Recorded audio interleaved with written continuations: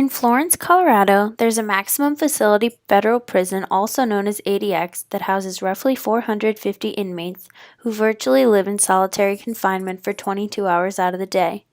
A former warden calls this place pretty close to hell. Cells are made from poured concrete and have solid steel doors. They have built-in showers and open onto private concrete exercise yards, so the prisoners never leave these two areas and never see another prisoner or guard. These are known as boxcar cells. The cells are essentially cages where the top, bottom, sides, and back are concrete walls. Several feet beyond the steel bars is another wall, and in this wall is a steel door. While killing guards or prisoners at other facilities may land someone a spot here, most inmates serve their sentence because of their notoriety or politics. For example, Unabomber Ted Kaczynski and shoe bomber Richard Reed are all notable prisoners at ADX. Many inmates are also serving time for Muslim extremist terrorism, such as Saeed Fahad Hashmi, who is convicted of helping to supply al-Qaeda with socks and rain ponchos. Most prisoners at ADX constantly wail, scream, and bang on the walls. Some mutilate their bodies with whatever sharp objects they can obtain or have conversations with the voices in their heads. They spread human waste and bodily fluids throughout their cells and throw it at the correctional staff. Suicide attempts are common and many prisoners succeed. Many former inmates have filed lawsuits against ADX for various reasons that all center around mental illness.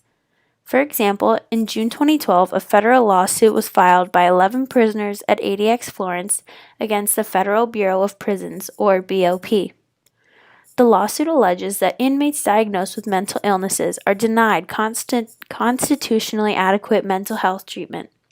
It alleges that the severe sensory deprivation and restricted social contact both exacerbate and create mental health problems.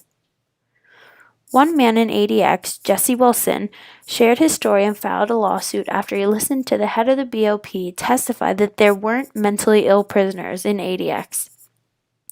In a quote he gave to Solitary Watch, he states, "I heard the head of the BOP in Congress on radio saying they do not have insane inmates housed here.